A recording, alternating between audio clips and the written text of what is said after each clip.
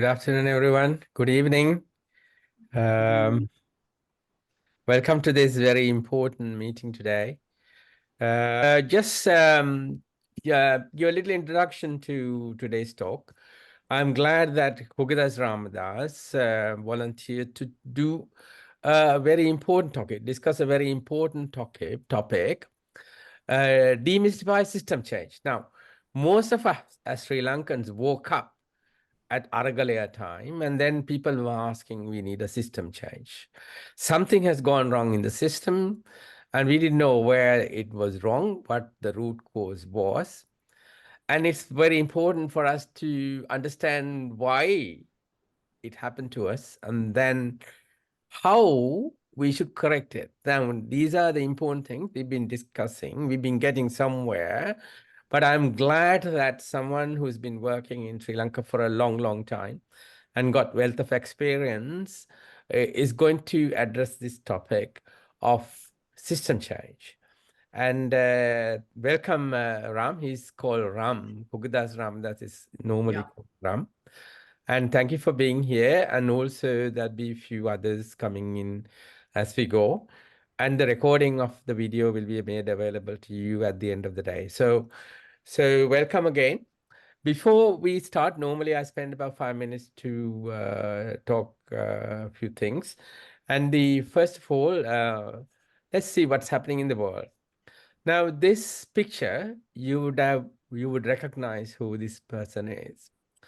Now, he is Alex Navalny. He's been long been an outspoken critic of President Putin's regime in Russia. He became became a political prisoner about 2 years ago after surviving a Novichok attack 3 years ago. Now, Novichok is a very high-powered poison, which is somewhat closer to OP poisoning that we talk about in Sri Lanka. So,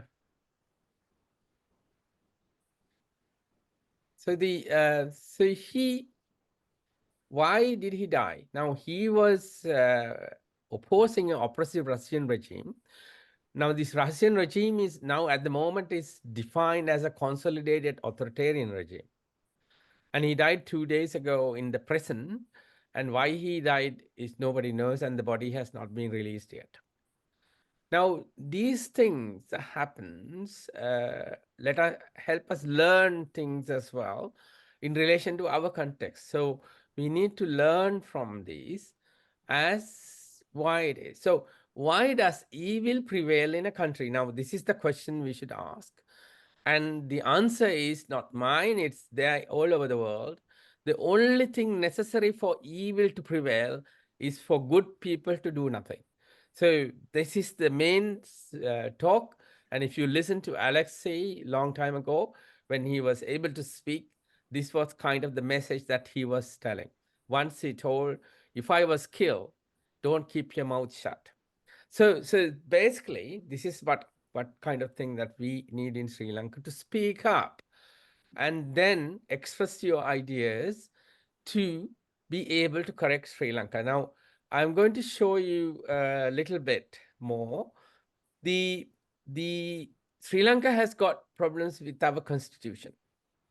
Now, what background reason for that is, our constitution has never faced a referendum.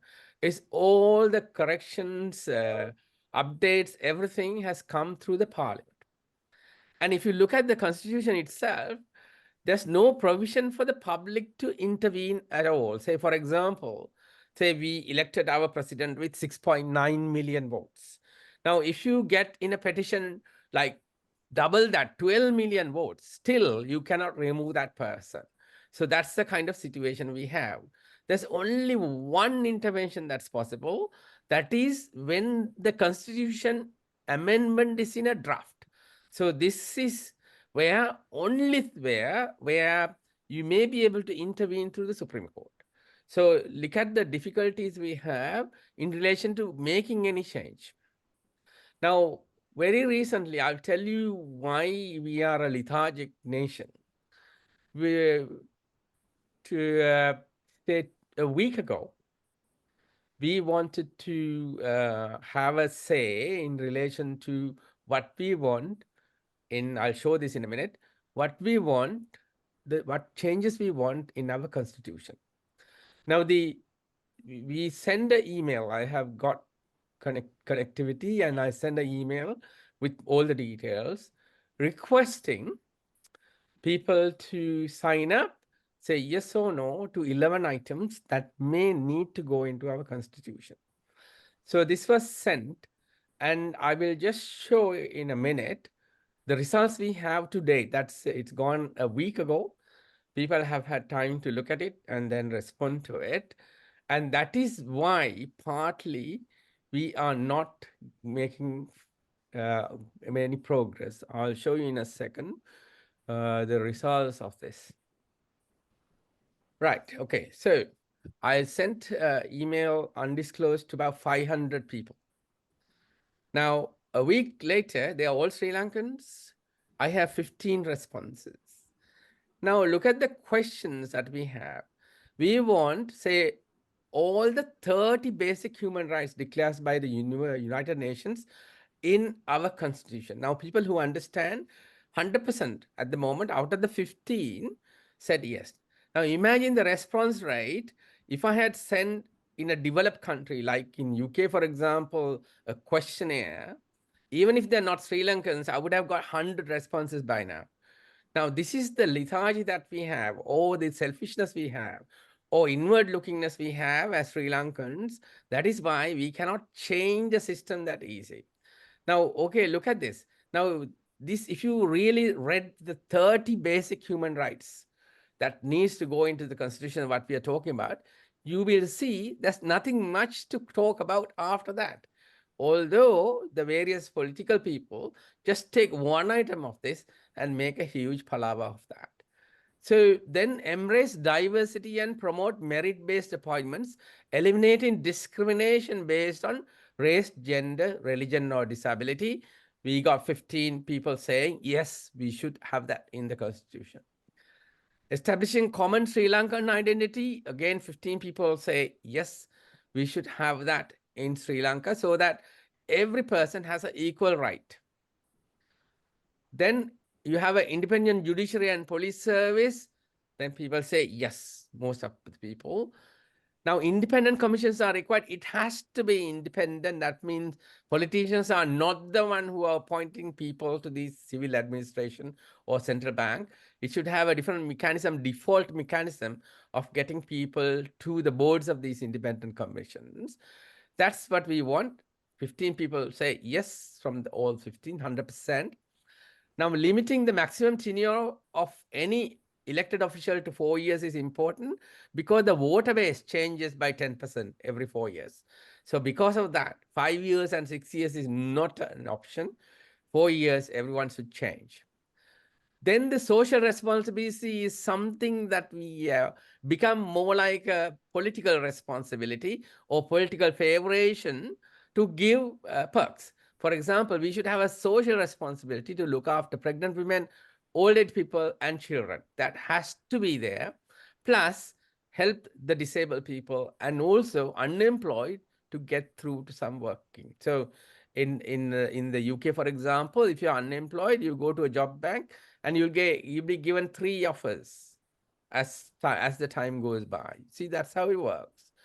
And we have to be non-aligned, which is very important because that is how we can work in the world at the moment. Otherwise, we will be importing other people's problems into our country. Now, this is something that is lacking in us. Reactivating the people's right to call back elected representatives. This is what I mentioned at the very beginning. Now, that we got 14 people answering out of the 15. Then reforming electoral process to establish equality of vote. Now, electoral process, our electoral process had got lot of hidden problems that is not surface, so everyone's vote is not equal. So we have discussed this in length before. Now, equality of votes is important, but the Election Commission is silent. We've actually wrote to them about all these defects that we have in the election system, but they don't talk very much about it. Now, that is another different topic. then abolish presidency. If we can get this electoral process right, then abolishing presidency is a good thing to do, and then revamp the whole thing with a new kind of president, because currently the power basis and the power polarization is actually the obstacle to any change. So a lot of people say, yes, 12 people wants to do that. So are you Sri Lankan? So most of these people out of the 15, 14 were Sri Lankan. So this is how we go. And we have shown that we can do something in this. And it takes only 15 minutes to 5 minutes, generally less than 5 minutes to answer this question. And then we also asked whether we should change the name. For example, in 1971, we had a constitutional change and we became a democratic socialist republic. That is exactly what we are not at the moment. And just if you have a new constitution, goodbye to this name Sri Lanka that was involved or invoked in 1971, and just say we are Lanka. That's what we suggested. And actually, lots of people say, yes, we should be called Lanka, not Sri Lanka. Now, I'll stop there and I'll invite Kugathas, Ram to take over. I'll pin you in so you can see you there. Welcome, Kugathas. Thank you very much for coming in and talking about this. There are quite a lot of people who might want to ask questions from you as well at the end. I hope you are hearing okay from here. Hello? Yeah, I'm waiting Can for you you. hear me? Yeah, it's Okay. you. Yeah, you can talk. Yeah. Yeah. Okay. Uh, Thank you, everyone. Uh, System change is something that got currency during the Aragalaya, Yeah. and it persisted for some time, but I don't hear much about system change anymore. And I have been dealing with systems, not governance system, but systems in general. Starting with, in my first academic field of engineering, electronics. But I learned a lot of things from that one regarding systems. The 51 years ago, it was a project for me to design in electronics an amplifier. That was the project. Now, I went through so many books and journals, and I found a circuitry to produce that amplifier. In the 1970s, it was not chips, it was discrete components of transistors and resistors. So I wanted to get a very fancy circuit, and I got about a circuit with about 8 transistors, and went and with the design to my lecturer, Professor Gunawardhan. He just dismissed the design in no time. And he said, do a modest one. I was really annoyed, but I can't help it. He's my professor, a grade 1 at that. So I went with it. Then I started designing and constructing. An amplifier system is made up of components of transistors and resistors. At that time, the electronics industry, electronic components were not reliable. If they give a specification, for example, 100 ohms resistor, when you buy from the manufacturer, a specific component could be either, it could be as low as 50 ohms or as high as 150 ohms. But the amplifier system I had to produce has to give a specified application factor.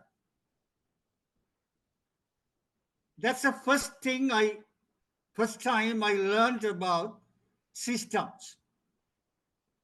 Systems are made up of components. The components will be unreliable generally. And electronics, it was inherently unreliable. But you should produce a system using those unreliable components, but the system has to be reliable. That is the challenge of designing, developing, and constructing or implementing a system. It is this concept of producing a system, a reliable system, using unreliable components is there in the multiple fields, not only in electronics, even taking it from engineering. We see a power system where we had to deliver power 24/7 to all the consumers. But the power system consists of unreliable components. The generator may fail at any time. The lines will fail at any time. You can't go and tell the consumer the components fail, therefore the system failed. Probably you can tell that in Sri Lanka. Electricity board does tell. Few months ago, they told us one line failed, and that's why the whole country went into dark for 3 hours. But that's not a proper system. That is something fundamentally wrong. I learned 51 years ago from my excellent Professor David Kumar. He was talking about the system in England managed by CEGB, where they keep on computer simulation on the reliability of the system. So if there's a single outage, will the power system fail? So they make sure, despite the unreliability of individual component, the system should be reliable. I have seen that in every aspect, every field of engineering. And I have seen that in accounting. Because all these, we are talking about engineers. We are talking about not people, but material. But when it comes to people, unreliability is even higher. But different professions have evolved means of ensuring system reliability despite the unreliability of the individual components that make up the system. In an accounting system, people who operate the accounting system are unreliable. Either may make big mistakes or they will intentionally make mistakes and with fraudulent intentions. But the accounting system should be reliable, that it will not allow or it will detect if somebody does that one and prevent it. In the accounting systems, we have segregation of duties and we have debit and credit should balance. Like that, we have numerous ways of ensuring the reliability. Even in computer system, its reliability is very low these days because people do not ensure reliability despite the unreliable hardware, software, people, components. We can see that in Sri Lanka, in many of the computer systems. Even in law, when you have a system of evidence, they make sure there are ways of ensuring reliability of the witnesses and the evidence, means of verifying it. When I was in the Syntech Law Committee, when we were discussing about admitting evidence in terms of reliability, they said computer evidence is hearsay, that it cannot be verified. Therefore, it was not accepted as in the court of law initially. But I remember working with ERSR Kumarasamy, who is an expert on evidence law. And we came up with making sure the computer evidence that is presented at the court is reliable, even though computer system may not be reliable. So therefore, when you want to build a system, always the computer system is, the components are unreliable, but the system should be reliable. Now, we should ensure that in the governance systems as well. If we don't ensure that governance system is reliable, despite the people who are elected to perform the governance are unreliable inherently, any human being can be easily become unreliable. The system should be such that the governance system, which should deliver the proper governance to the people, the benefits to the people, is reliable. But the last 76 years, we have seen Sri Lanka did not have a reliable system. The governance system will not deliver to people what they wanted. Now, there has been an attempt to change the system. Some were peaceful, like what happened but unsuccessful. What happened with resolving the ethnic issue between SJV Selvanayagam and Bandaranayaka, SV Selvanayagam and Dudley Senanayaka, there was an attempt to change. Whether it was reliable or not, I don't want to comment, but it failed. There were violent attempts to change the system.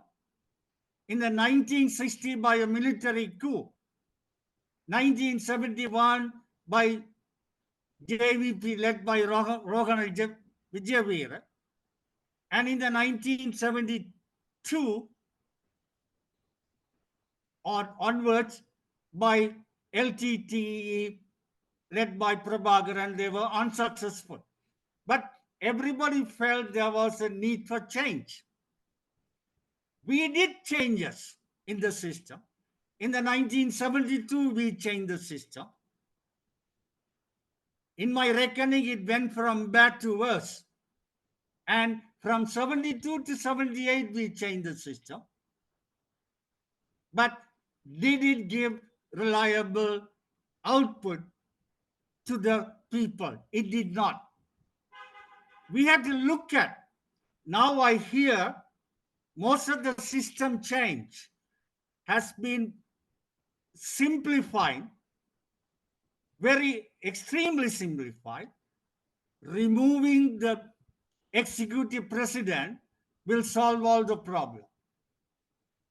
But if you look at the history of 76 years, the worst laws were enacted under parliamentary system.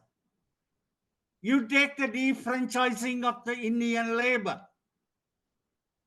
bringing the Singular Only Act, doing away with the independent commissions and politicizing the bureaucracy, removing the protection given to the minority. We were a secular constitution.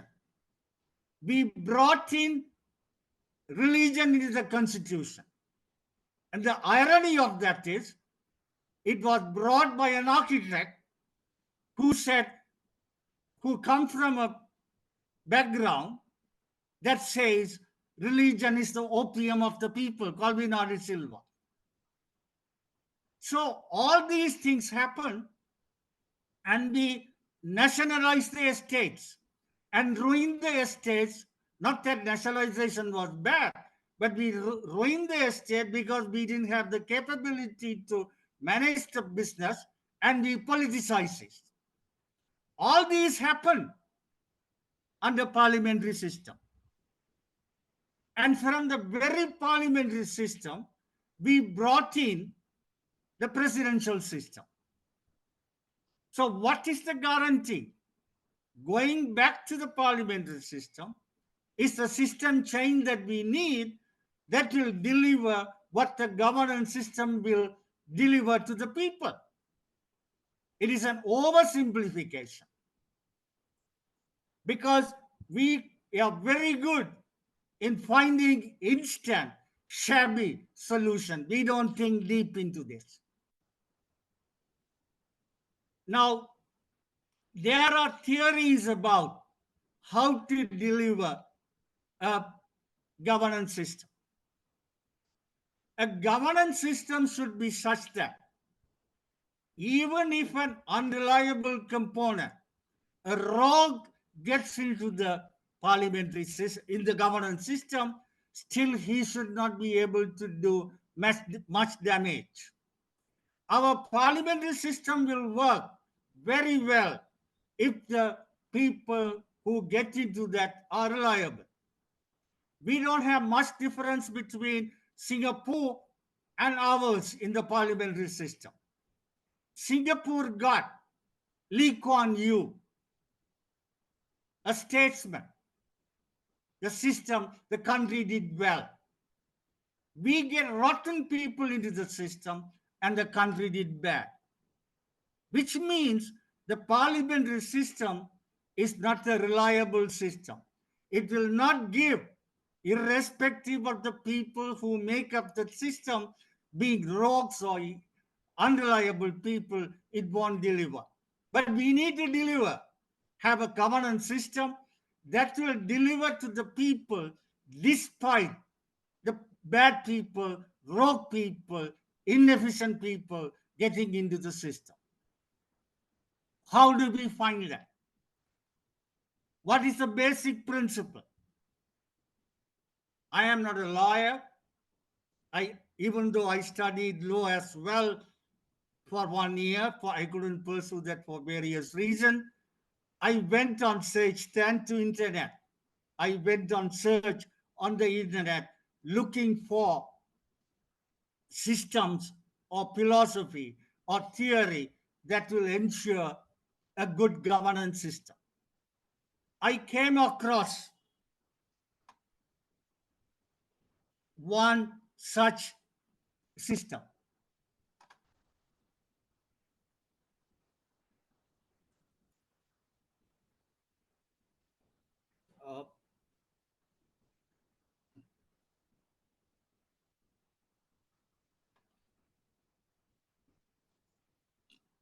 You should be able to share it if you want. Yeah, I'm trying to share this one. Yeah.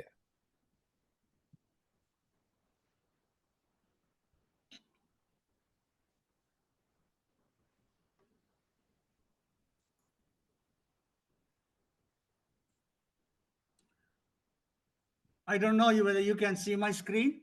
Yeah, we can see it. Yeah, thank you. Yes. Now, there was a book written in 1748 named Spirit of the Laws. It was written by a Frenchman. You can see the name there. But I know only the last name. I know how to pronounce the last name. His name, he is Montaigne. It's a French, lots of words, letters are silent.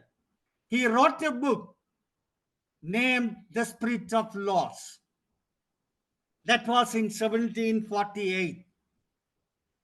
Thanks to the internet, I was able to get at it.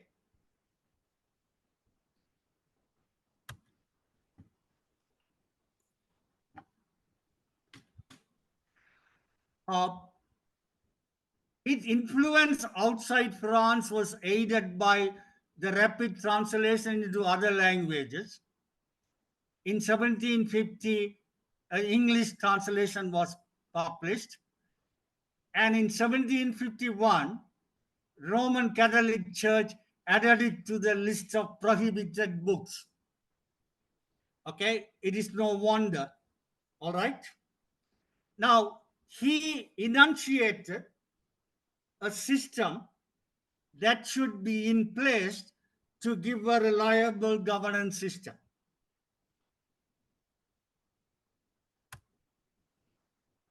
Okay. He said, in every government, there are three sorts of power: legislative, that is writing the rules of the country; executive, implementing the rules;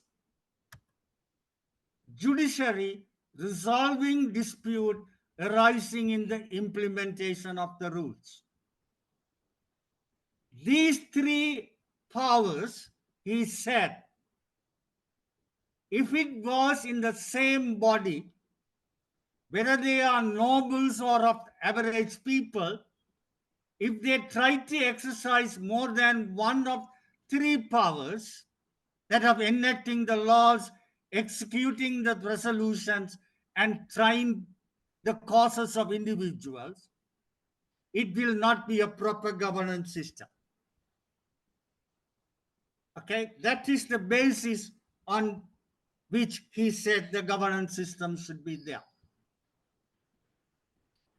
Now, he said, furthermore, the executive power is better administered by one than by many. Okay, we see that in companies. A company is administered by a CEO, by one man. It is never administered by a board of directors. Board of directors are only policy decision, but the executing power is in one man. And also he said, on the other hand, whatever depends on the legislative power is oftentimes better regulated by many than a single person. Should the executive power be committed to a certain number of persons selected from the legislative body, okay,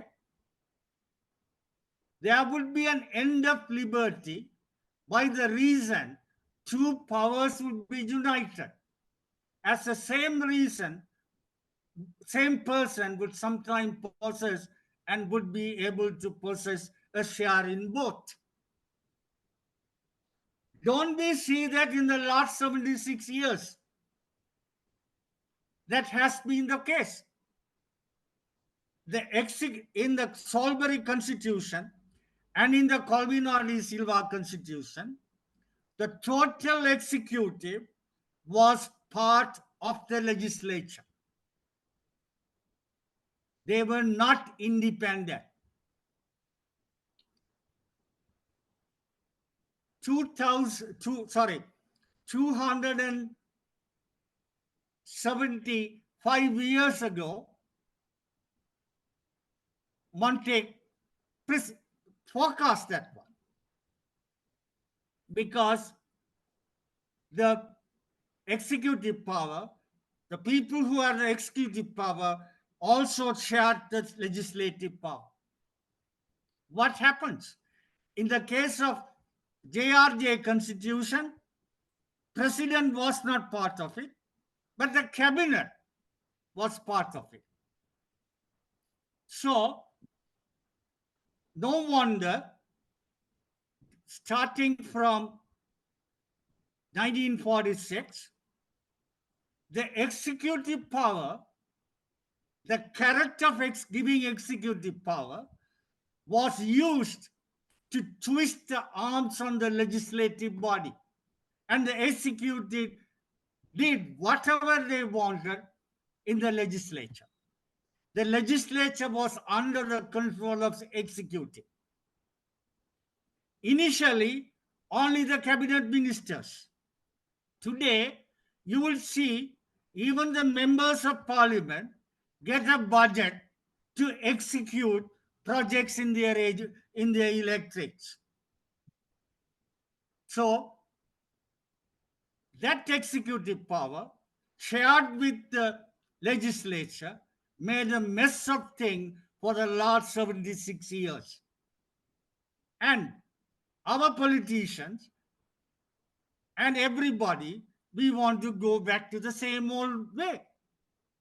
And in fact, I asked this question from eminent lawyers, one of them politician, a president counsel. I asked him, this is what Montaigne said. Why don't we have an executive president and cabinet completely outside the parliament? The answer he gave was, it will not suit our culture.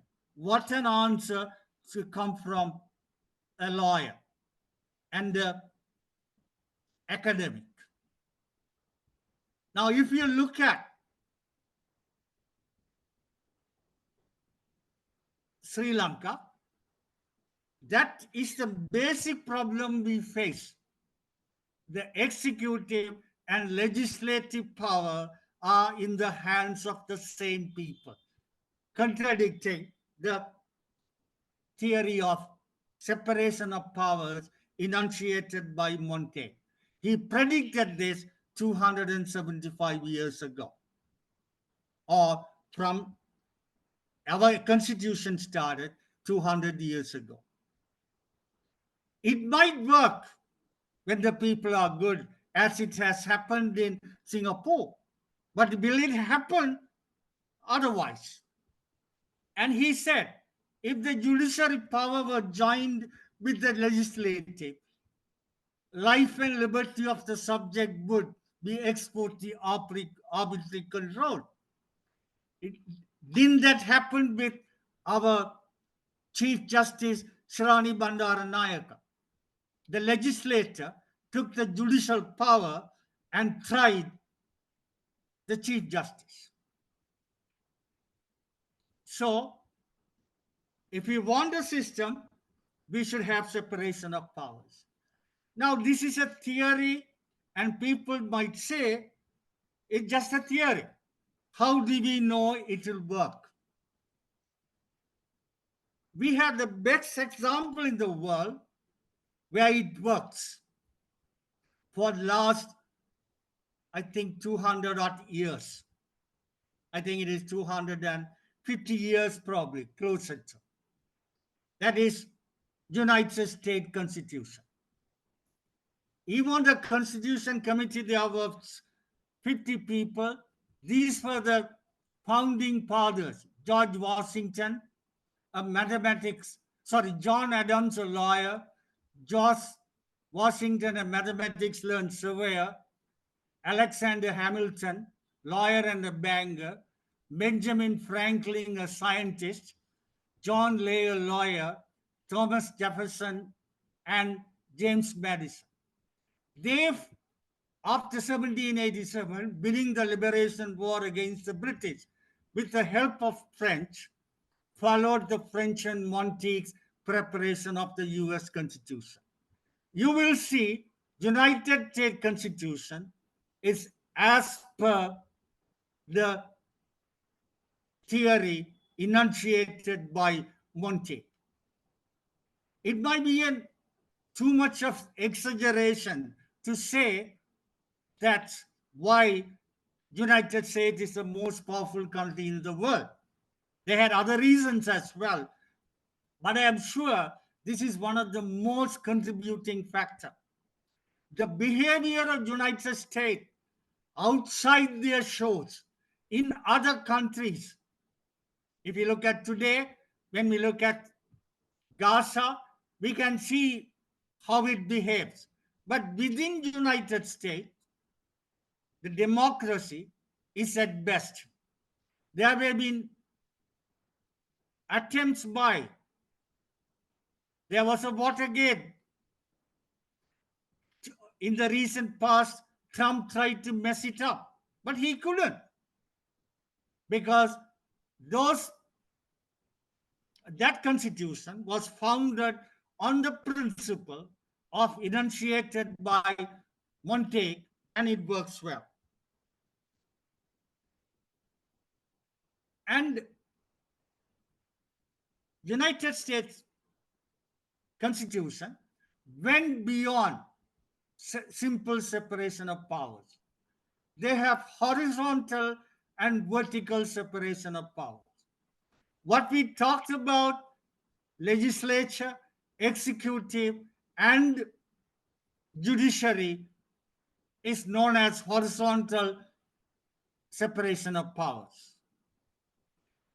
But US 10 went vertical separation of powers.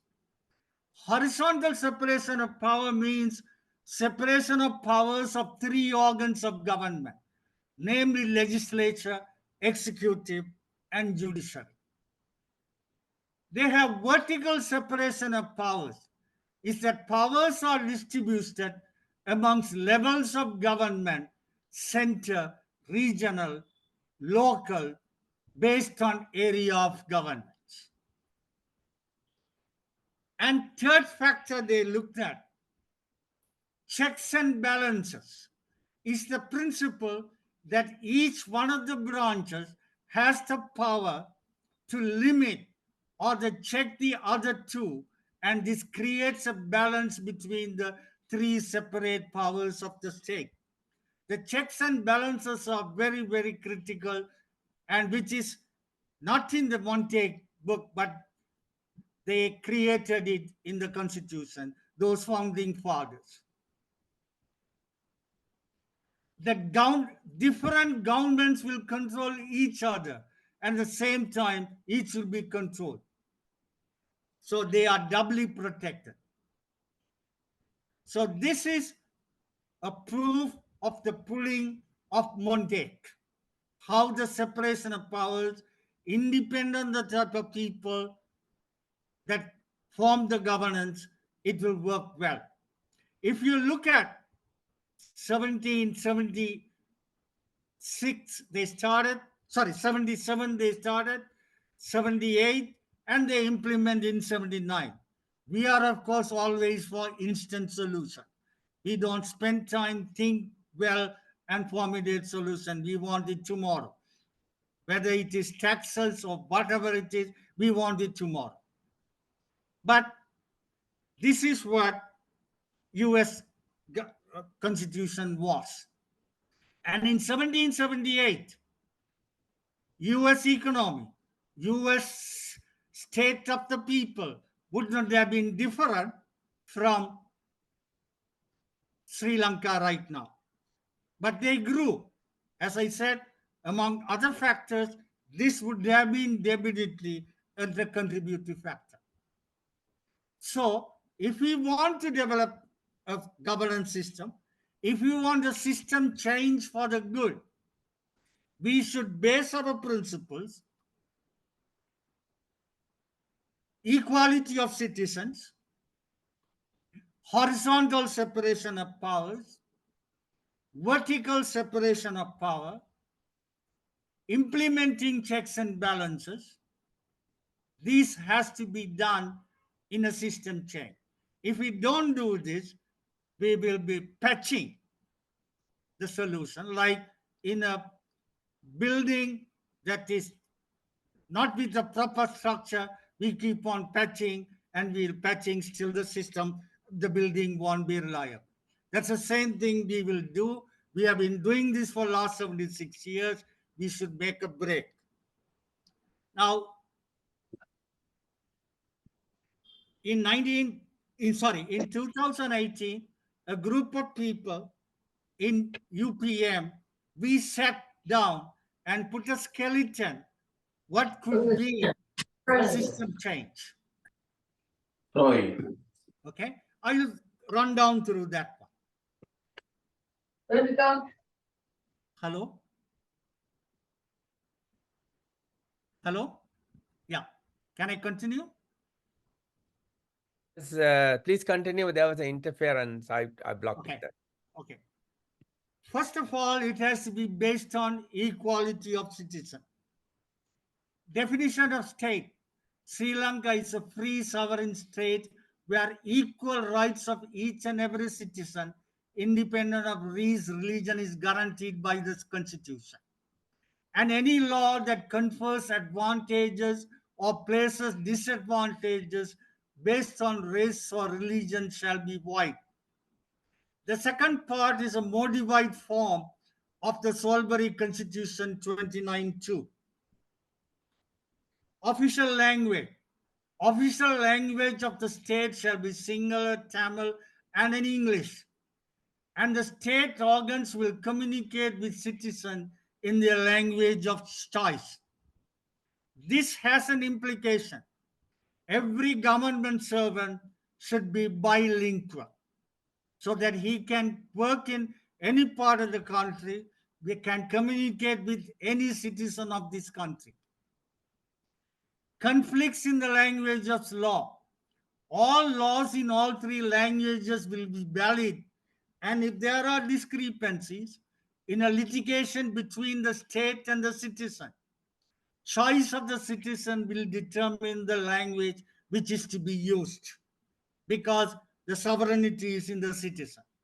When a litigation between two parties, they could agree, and if there is a disagreement, judge may determine based on distribution. So the first principle that we want to have it in the constitution. It's just a skeleton, not a full constitution. The key elements. People elected legislature will review the legislation and budget either presented by the executive or their own, or will have the power to accept or reject them as laws. And they will not be part of the executive and that cannot hold any government office. Executive power will be held by citizen elected executive who will choose his deputies. Judiciary representatives will be elected jointly by the executive and the legislature as stated under the checks and balances. Vertical separation of powers. Governance will be divided amongst the central government, regional council based on SWR's speech in Jaffna in July 1966, in Jaffna, and BC Pact of July 1957. Capital region, Mayaratta, Rajaratta, Ruhulu, and Northeastern. And the third level will be local bodies. Central government will handle finance, defense, external affairs, justice, infrastructure, air transport, sea transport, highways, and communication. Regional council will govern land and land utilization, law and order, industry, agriculture, transport other than ARC and highways, education, and health. Okay. I have heard from a lot of people that regional council devolution of power is waste of money and more corruption. But I have seen the corruption in central government much more than in the current provincial council. And also, the central government ministers do not hold on to the power, do not give away the devolved powers. They hold on to the power, ending up in large expenses. if it can be realized, it will be an ideal one to do. I had an experience when I went to Jaffna. There was a critical road that is required for the market in the Jaffna region between a place called Kodigamam and Point Peter, a 15-mile stretch, 15-kilometer stretch. But that road has to be constructed by the central government. When I asked the provincial council why are they not doing it, because there is the the producers in Kodigaman can't go to the market in Point B to 15 kilometers away to sell their goods. The road is so bad, it's not usable at all. Then they said, no, it is not with us, it is with the center. That is why it is necessary to devolve so the people at the periphery know what exactly they want. People at Colombo do not know. If we rationalize, the expense will be much, much less. Now there is a duplication. There's a government agent in every area, and there's a chief provincial secretary. It's a absolute duplication of work because the central minister do not want to give away the power.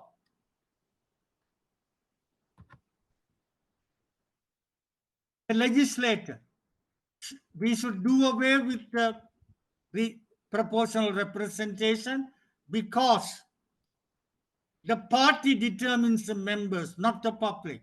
We should go back, but there might be multi-member constituencies when a majority community with significant number of minority communities exists. We had that in the Salisbury Commission, Salisbury Constitution. Term 4 years in rotation. Election 2 years for half the constituencies with no dissolution. The reason for this is to avoid uh,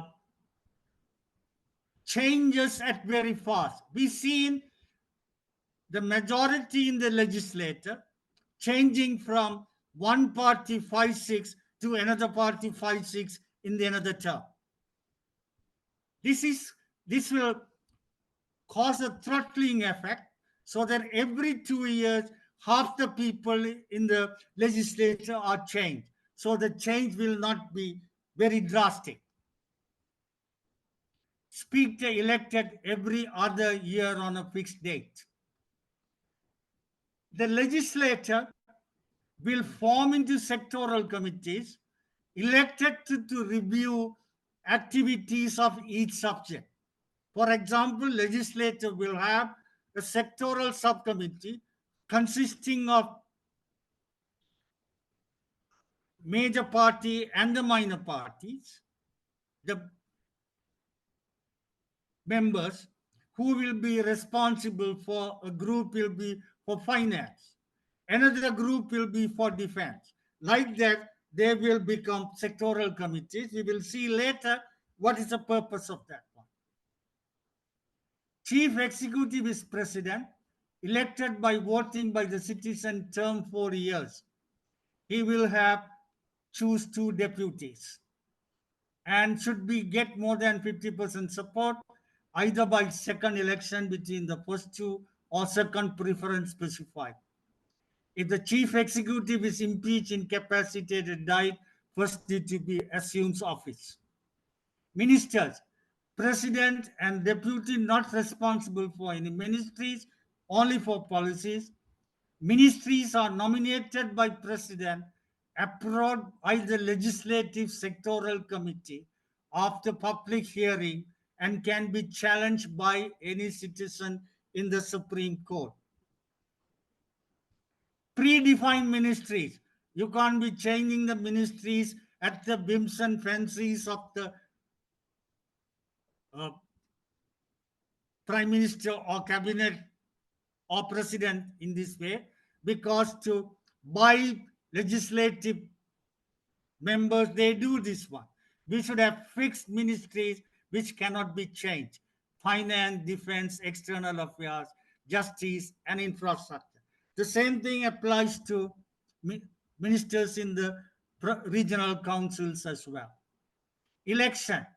All elections, central, regional, and local, will be held on the fixed date, maybe September 1st, with a cooling period to appoint ministers, senior positions in the government, and take over on the December 1st of every 4 years.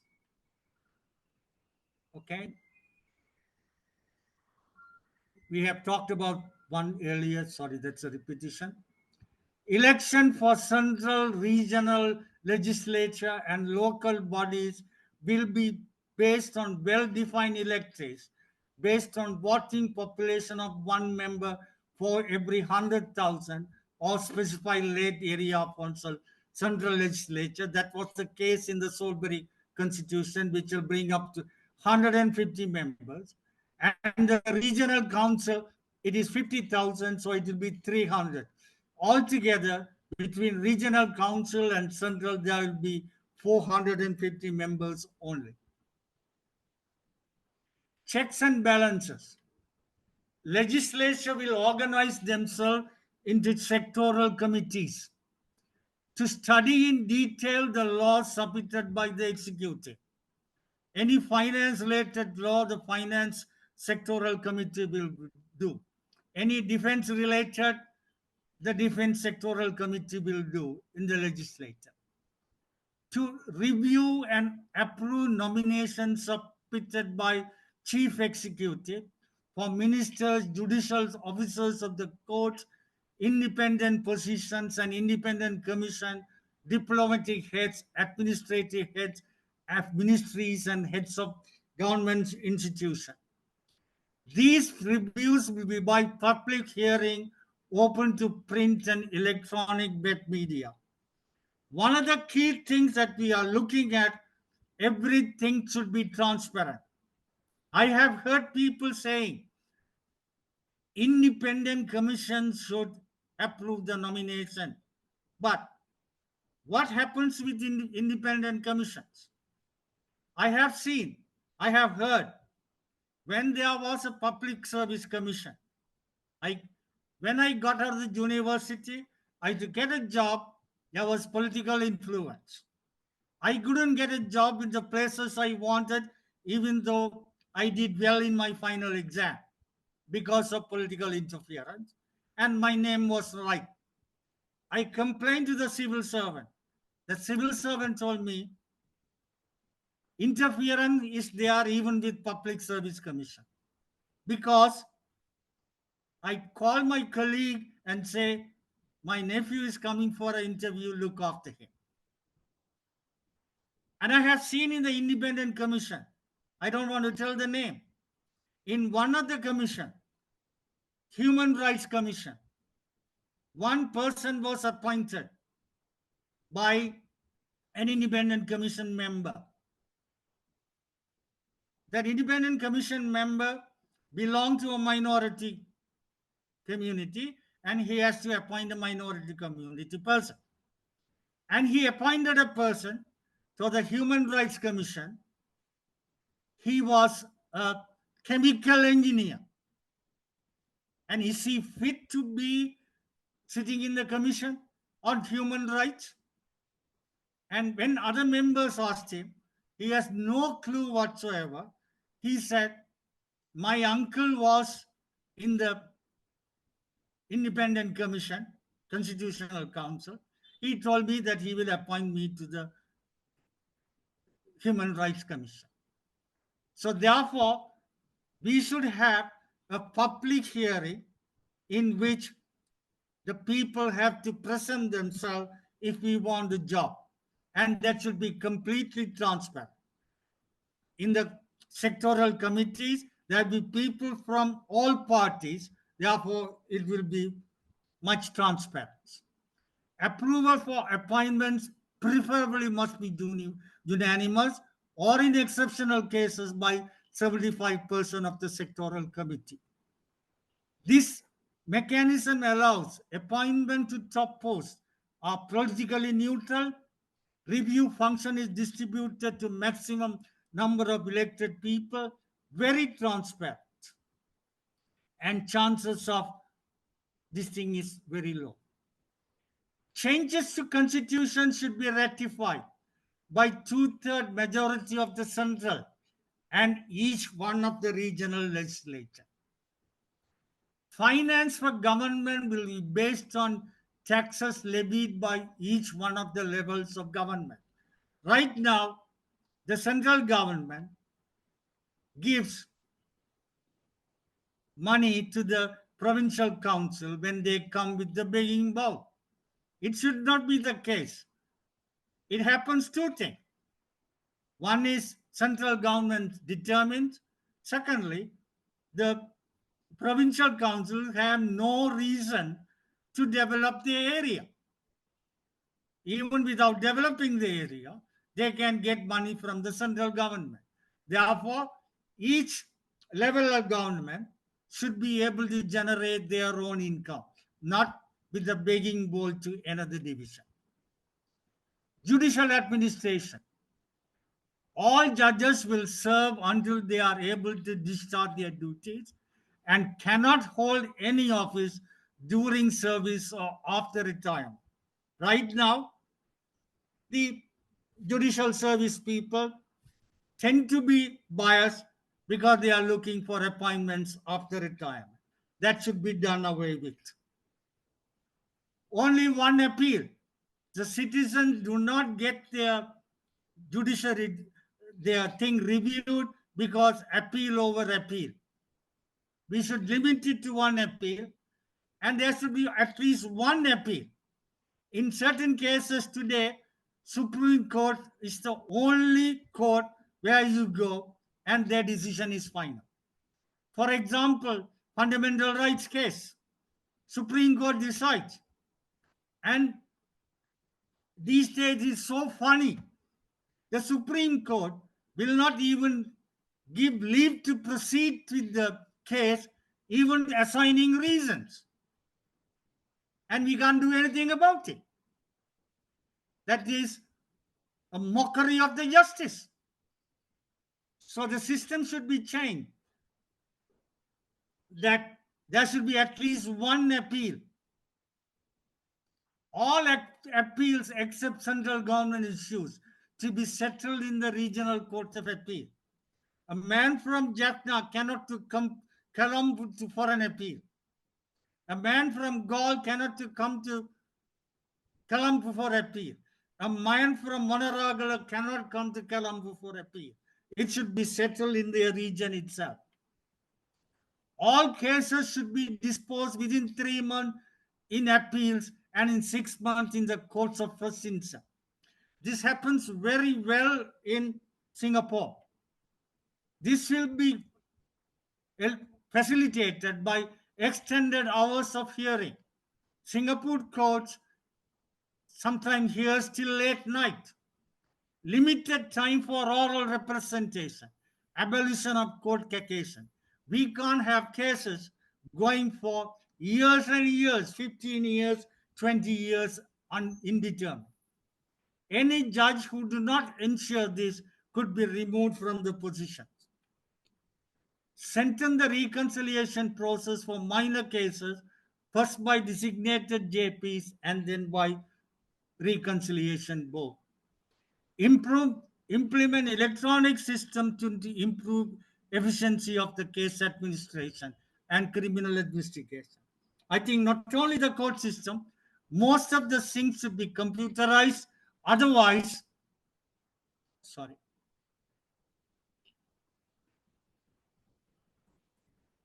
Otherwise, there will be less transparency.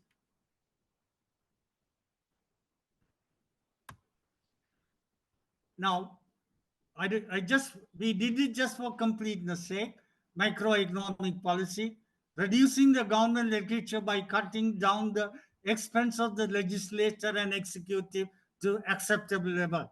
We should make sure executive and legislature, even their remunerations are determined by the Public Service Commission and no increase during the current tenure.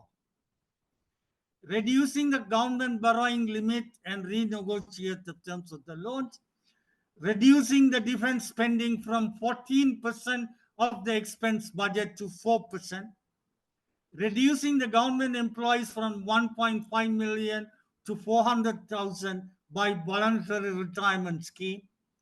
All state-owned enterprises should be made profitable or by better independent management, or they should be sold or closed. Tax regime will be with very low indirect taxes. Now you can have high indirect taxes in an affluent society, okay? Like the Nordic countries have 30%, 40% indirect taxes.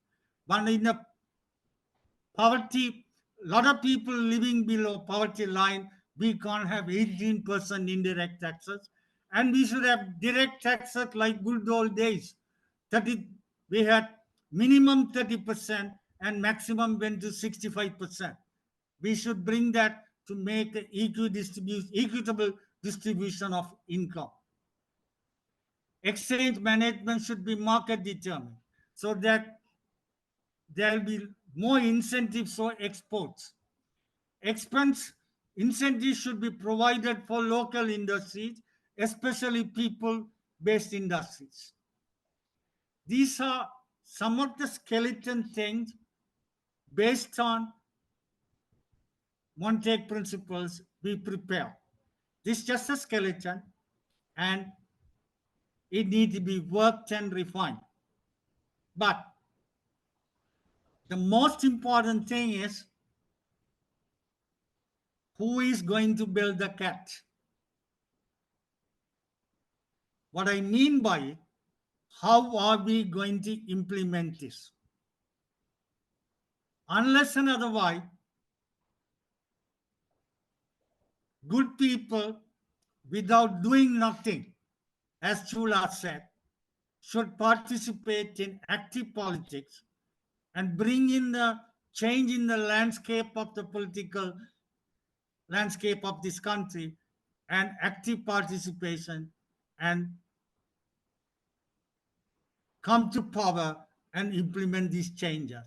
Because you cannot expect any one of the existing political parties, whether it is UNB, SLPP, SJB, or NPP, will ever want to change.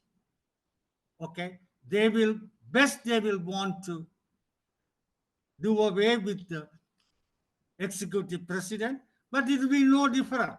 There will be an executive prime minister who will behave the same way executive president will behave. Okay, that's my humble opinion. Thank you for listening to me. All right. Shula, it's yours. Yes, Ram, I just have to congratulate you for doing such a wonderful talk. I think you have to stop sharing your slides. Yeah, great. So it's been fantastic talking about your experience and sharing all your experience with us. I just get this to work. First of all, something went wrong with me. Just a second. Yeah, I had to take you out over there. Just a second. Right. Okay, so it was fantastic, Ram, because now I think there's lots of people here who are junior maybe, but something that you need to focus is that in Sri Lanka itself, how come we got so much information and talent that is not surfacing? That's one thing that you will see from the Ram's talk. I'm not a legislative or anybody. I am a medic, but for the last 3 years, we've been discussing these things in relation to what we have not done in Sri Lanka is we did not get involved. That was the problem. So now what you are saying is absolutely right. What you are saying, and I'm really impressed by your talk in relation to horizontal and vertical separation of powers. Now, going into why we can't do it is actually the current obstacle for change It's the current presidency in its current powers.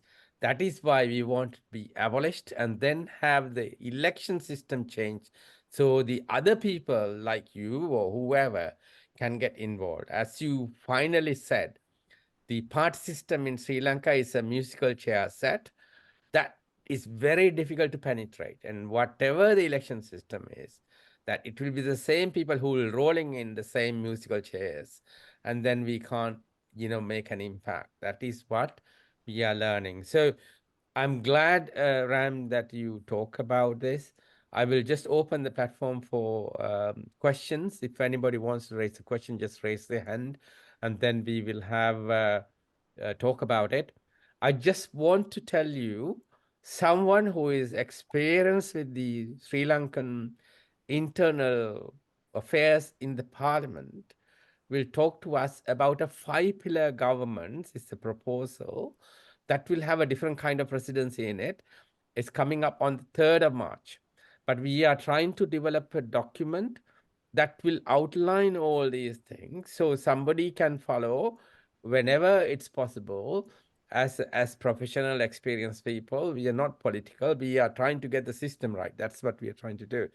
So, Ram, I'm inviting you to get involved with that because you got so much knowledge in relation to this subject and this 5-pillar governance structure that we are trying to write down at least and propose. It's not coming from anybody. It's coming from someone who's experienced in the Sri Lankan parliament itself for some 35 years.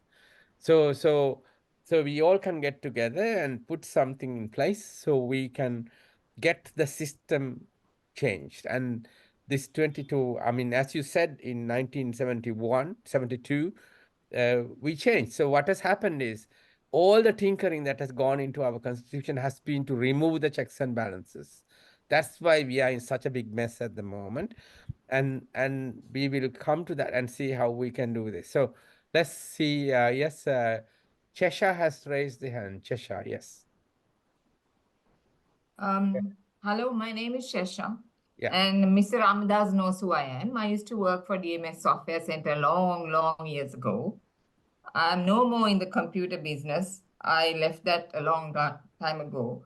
I've been a development advisor. I am resident in the Netherlands, very much Sri Lankan at heart. And my question to you is that you said, well, we have not been involved in politics, and that's why we got here. But the problem is that politics had become so violent that somebody like me could never think of getting into politics. I'm a single parent. And if I was bumped off somewhere on the road, I would have an orphan of a child. So I ask my brother sometimes, he's Chandranath, why didn't we get into politics? But the reason we didn't is because no thinking person could be inside there because you'd be bumped off. So I think that if you want to change the system, I think the systemic corruption in the system that has grown into a monster has to be changed. And I don't know how we are going to do that. Okay. Nice to hear from you, Sesha, after long years. Yeah. Uh, the I think in my reckoning, I used to tell that I feel very guilty because we did not get involved and we allow all rotten people to get involved. And we are leaving behind a legacy which is terrible for the next generation. Okay? We should have got involved before it became violent. All right? If I look at the years, in fact, I was invited by one of my lecturers to join politics. And in fact, David Kumar, he's an LSPer, and he asked me to come and join LSSP and I went to Harsha about the secretary's house, got the application form, and came back. I don't know why I did not apply, get into politics. I think in terms of social responsibility, it was a big blunder. Because at that time in 1970s, it was not as violent as it is today. There were decent people.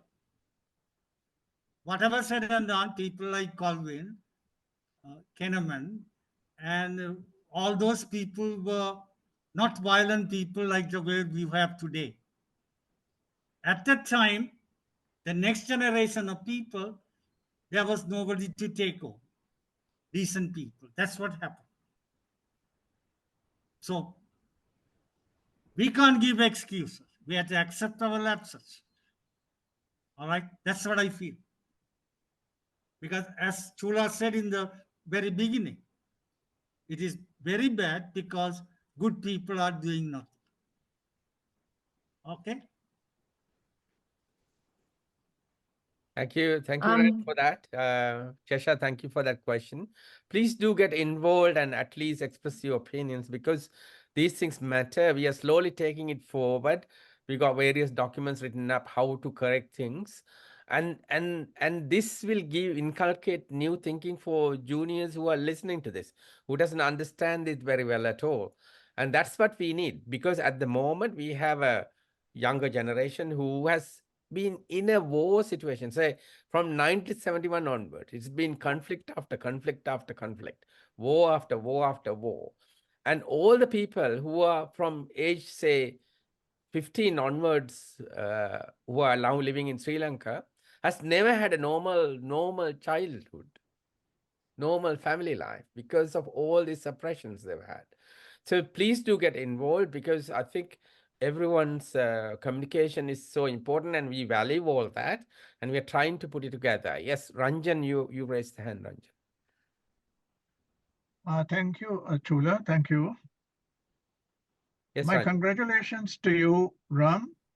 Yeah. I feel I have done the right thing in introducing you to Leeds. You have acquitted yourself very creditably.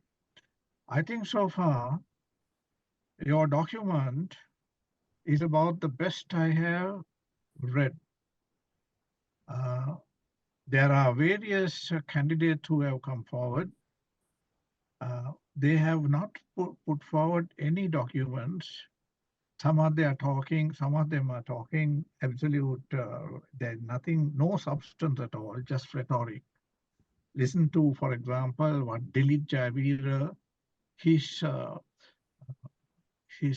presentation, demonstration, or whatever, his meeting at the Kugathas Stadium on Saturday.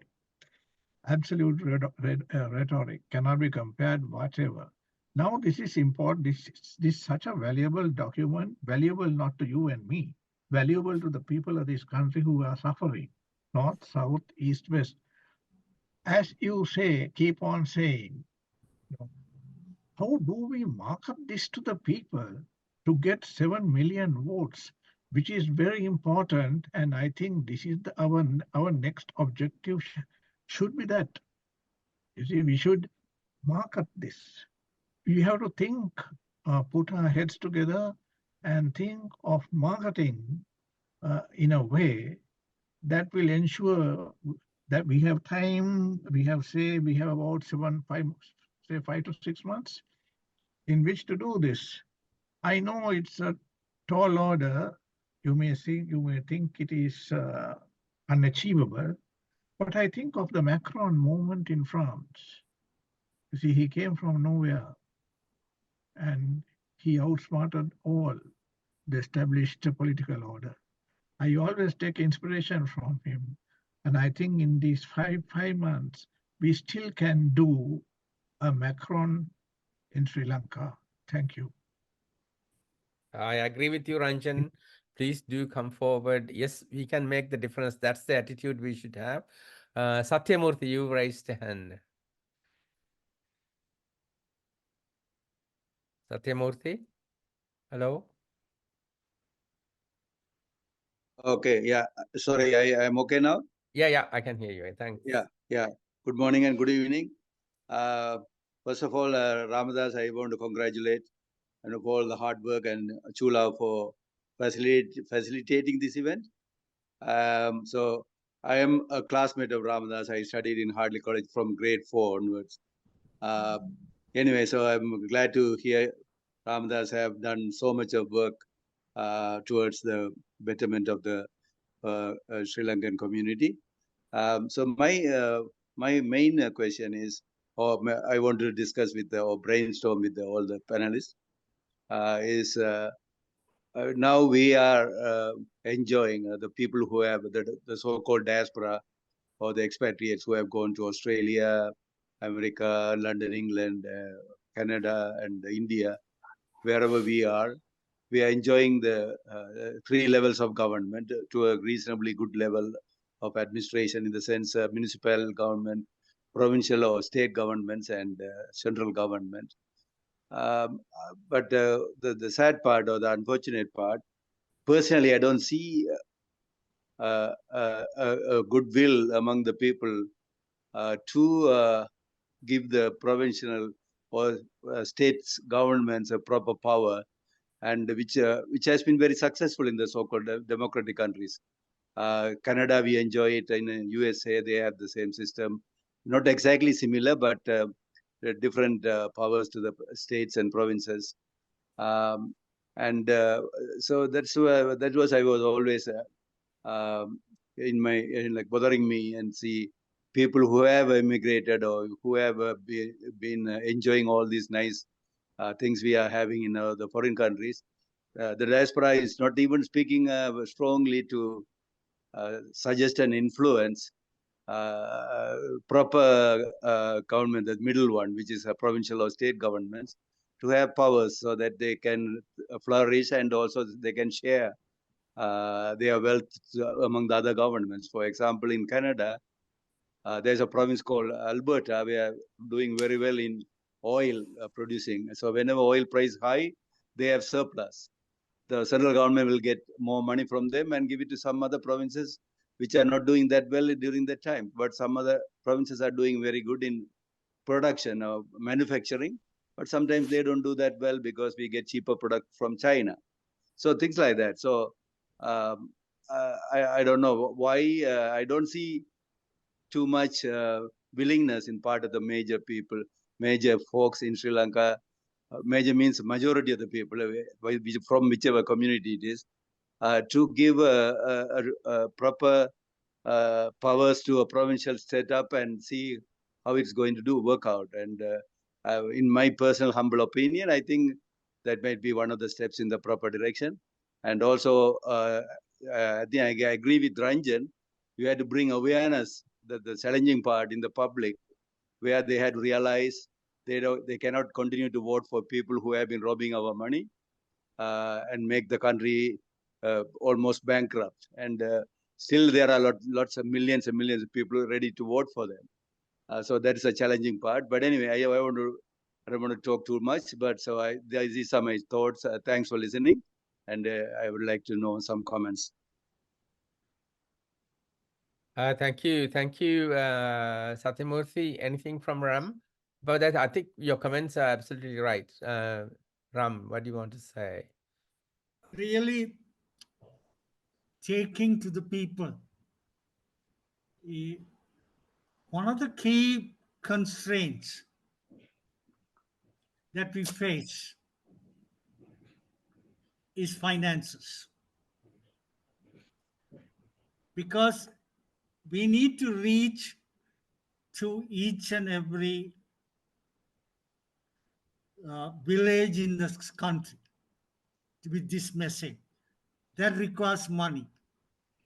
And if you take the established parties, they have made a lot of money. So they are able to support an organization to reach the grassroots levels. It is in 2019 election, one of the groups I was participating, they wanted to go to election. I said, if you don't have money, you can't go to election. But without a proper organization, I don't want to collect money either. So we are working, trying to work out an organization. And in my reckoning, we can't think about the 2024 election. We had to look at 2029 election. I do not know the 2029 election I will survive till then, but at least I will be happy to start and go. So the major constraint, no point talking to the current political people. They have their power, they have the taste of power, money, everything. So they are not bothered about. You can't try to convince them at all. It's impossible. New set of people, young set of people has to come in and start afresh. So for that, for the diaspora, at the right time, to the right organization, if you can contribute in terms of finances, it will be a very helpful to take the thing forward. That's what I would like to tell. Thanks, Ram, for that. I just want to highlight finances is not the issue at the very beginning. People need to really understand what they need to do. And at the moment, we are just sharing knowledge, and that's free. It's coming free. I think there's no organization in Sri Lanka now ready to accept finances either, to my knowledge. So, yeah, just true. because it has to be a very solid organization. Yeah. Otherwise, okay, to my reckoning, there's nothing right now. That's true. That is Very, true. very clear. There are several people who raise their hands. Yeah, I'll take them because we got half an hour more. Jivananda, yes, Jivananda. Thank you, Chula. Thank you, Ram. I live in the US. I'm a US citizen, and I 100% agree with everything that you said about the Constitution. I lived it, and I don't have any. I 100% agree with what you say. Now, but our question is in Sri Lanka, how to get from where we are to that position. I may sound like an echo chamber, I'm echoing what everybody else said. It's a challenge. And going back to what Ram said last, it's going to be a stepwise process. We have to be realistic. We are not going to achieve it in, a year or within a generation, or maybe not even a couple of generations time. So my question is, within the immediate future, what small steps can we take to take us in the right directions? So I see one of the major problems as everybody pointed out, we have the media is limited, very difficult to reach the people, and also the people on the other hand, they are lethargic, they are selfish, not interested, or ignorance, or whatever. So I think our main challenge right now is to get the message across to people, convince them that there are solutions, that if we are interested in it, if we devote to that, we can at least make small progress within this period. I will stop there. Thank you. Thank you, Jivananda. Anything from Ram there for that? Yeah, I completely agree with you. It's a difficult task. It's not easily done.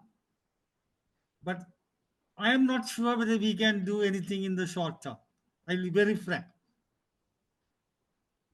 The best possible time is the next election, 2029 election. It's the best chance. We have got 6 years. I want to be realistic.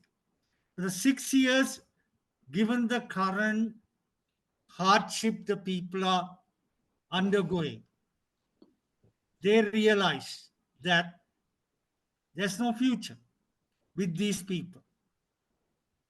So that is a 6 years period. We had to work hard. To start with, we have to find interested people who will be able to join. It is word of mouth. That's the only thing that we can spread the story right now, and in social media. Word of mouth, perfectly right, Ram. Yeah. Udita, yes, Udita. Hi, thank you very much, Ram, for your talk. I couldn't listen to the whole talk, but maybe bits and pieces. But one of the things which struck in my mind was that you said even if a crook gets into power, the checks and balances in the system should prevent him doing no harm. I think that's what you meant.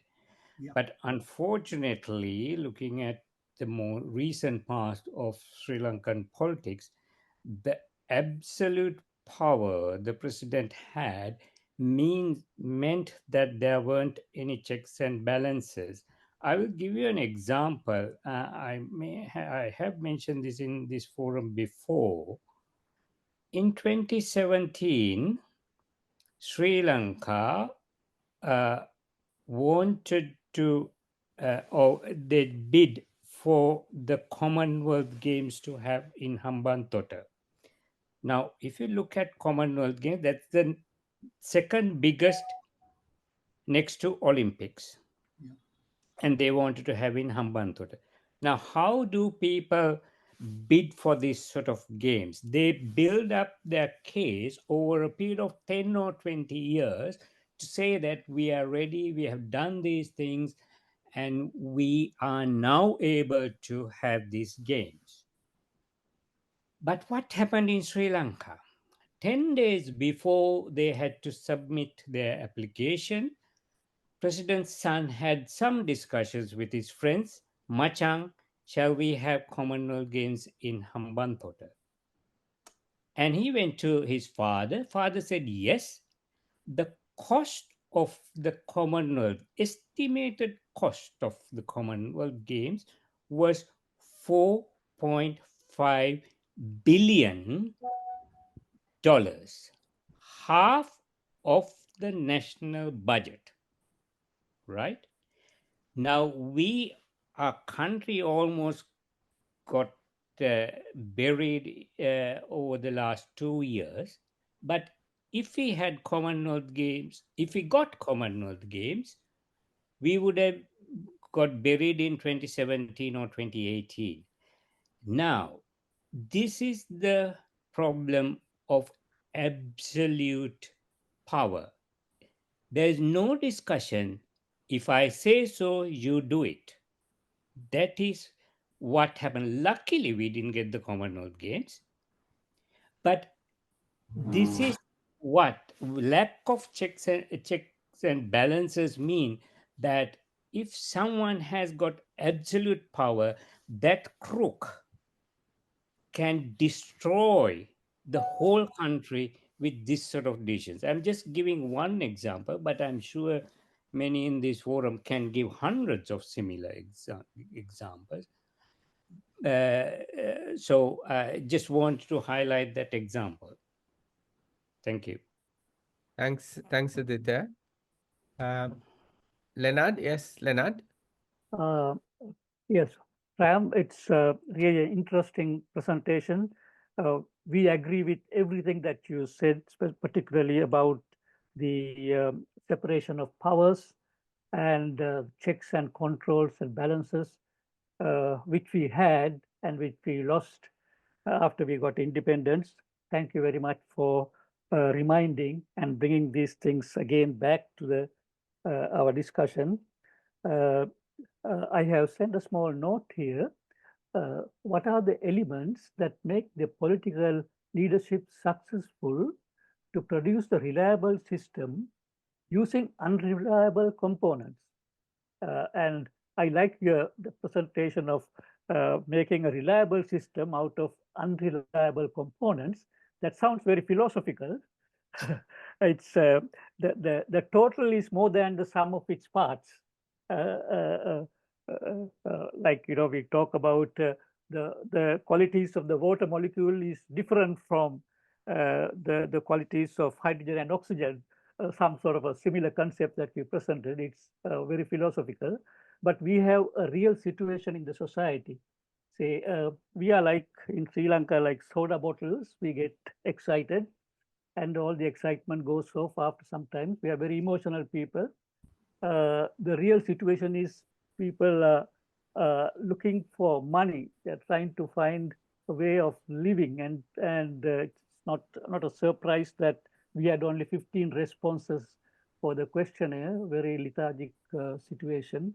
Then people are spiritual, and they have these fixed ideas about their attitude, the history, and then, of course, the Buddhist monks are very powerful in the country. So that's the real background situation in the political system.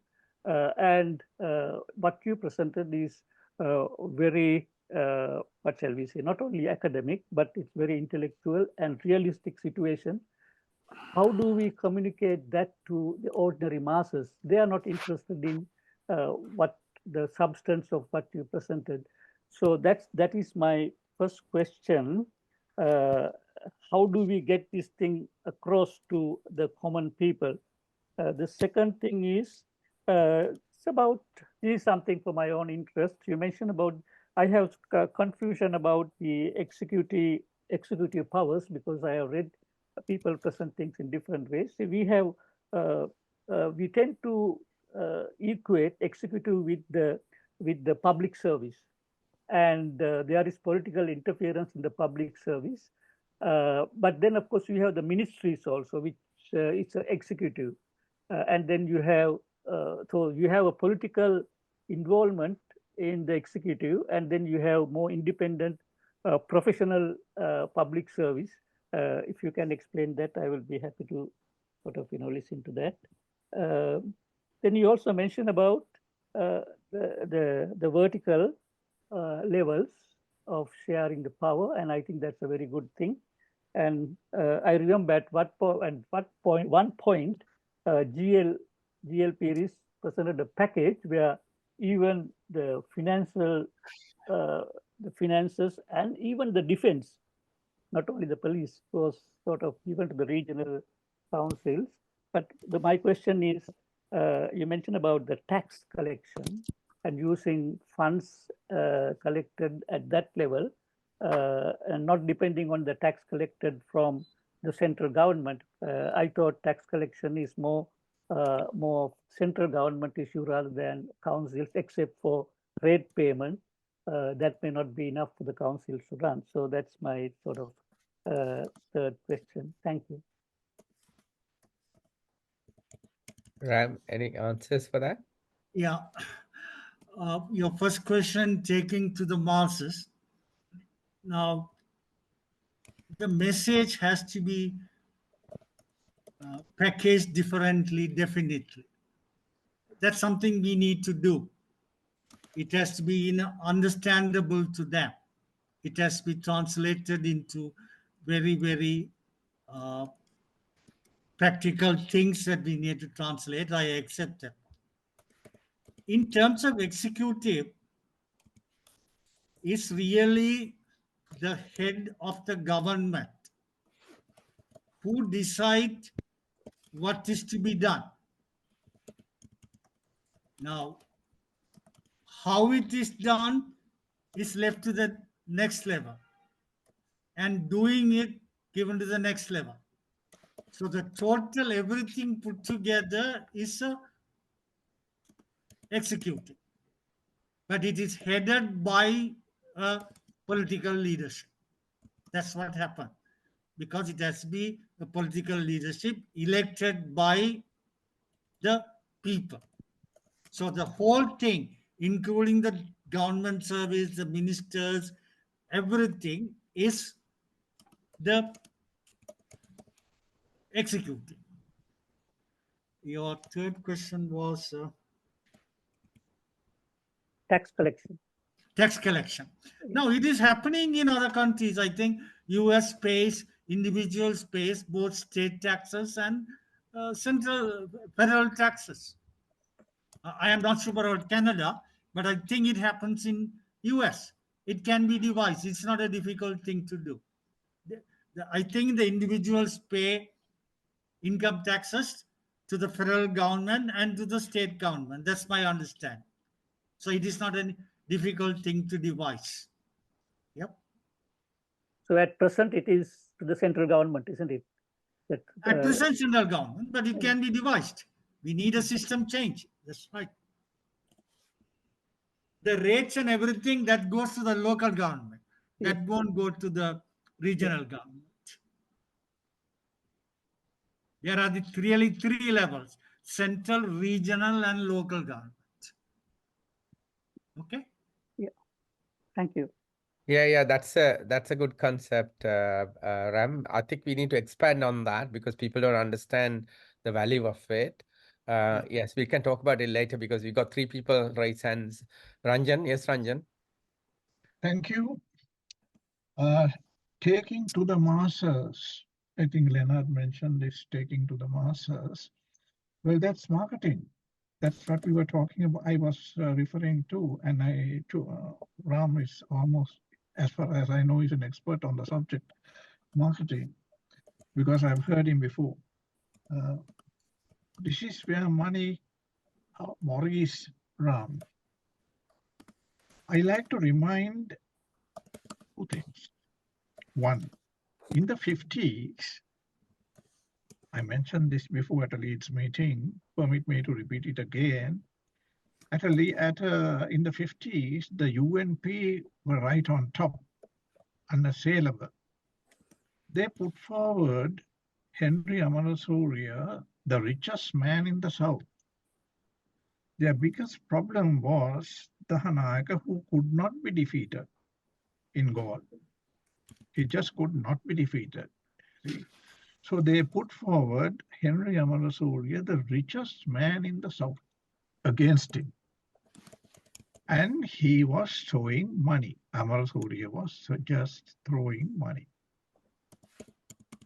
Dahanayaka could not do anything about it. He was helpless. So what did he do? He got on a platform and said, Sahodara Varuni, brothers, comrades, I am shaking a money tree. I am shaking a money tree. You pick up the money. Dahanayaka won. Henry Amarasuriya lost his money and the seat. So there are ways of getting over this money obstacle. That's point one. Point two, with proper marketing, Ram, I still feel confident money can be found. This money, $20 billion rupees in your estimate. You see, 20 million rupees or billion can be found. With proper marketing, I don't want at this stage to say what I have in mind when I say that. So let's keep it, I'll stop there for the moment. That is point one. Now you said, second point, we'll have to wait 6 years. We'll have to wait 6 years, not this time. You know, the people of this country are waiting for this, have been waiting for this alternative. Third force, they're asking, what is the alternative? In the absence of a proper alternative, they have turned to the JVP, DPP. You see, because there is no proper alternative.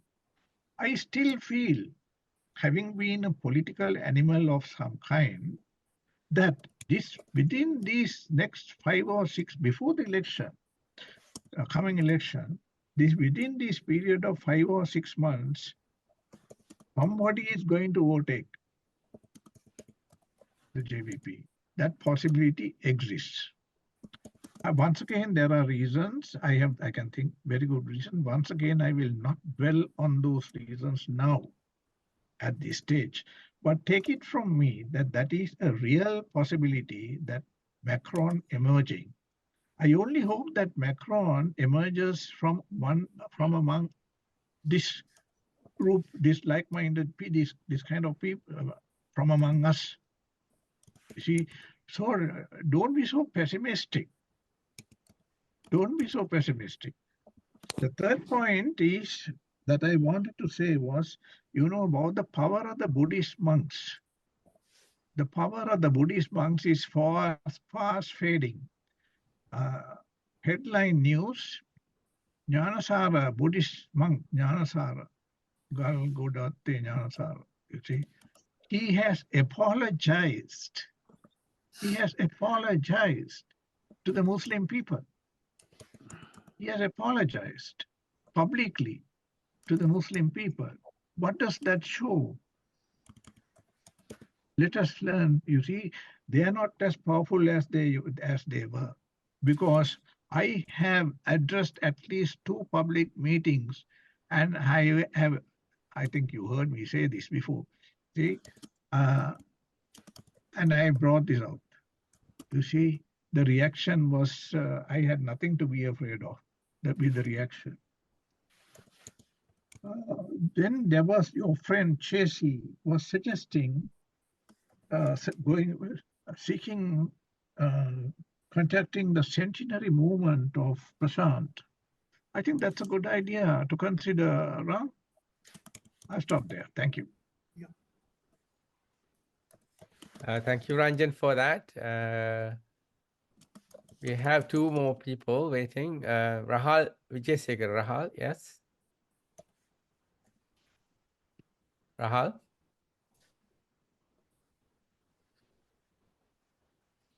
Hi, sorry, I struggled unmuting.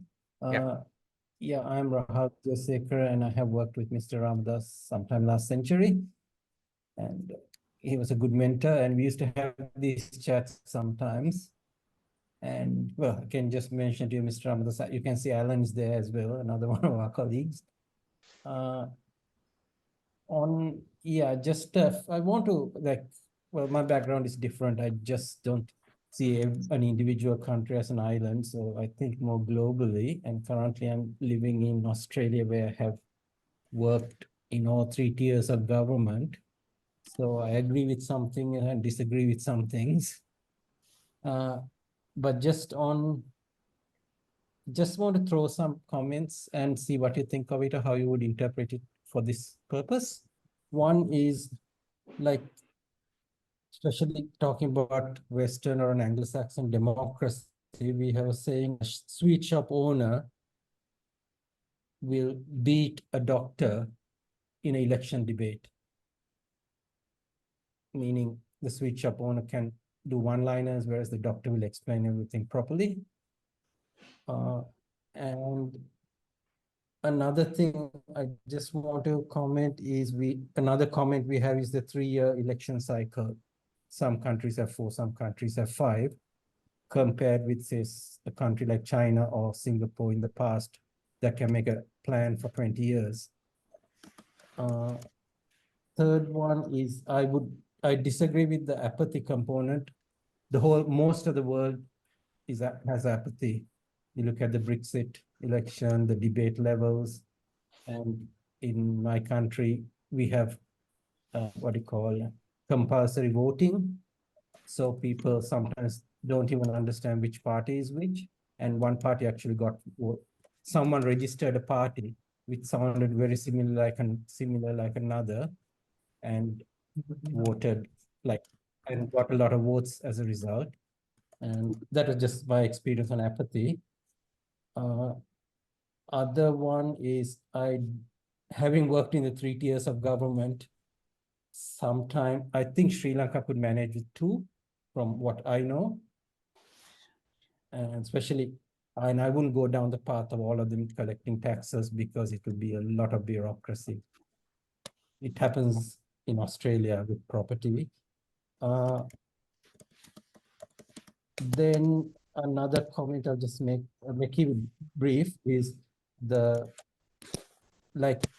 if any country solves the economic problem and I'm thinking of Singapore in one side and China in another, all the other problems can be like tends to make it easier to solve the other problems.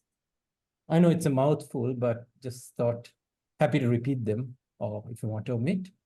What are your thoughts on it, Mr. Ramathas, or anyone else who wants to comment?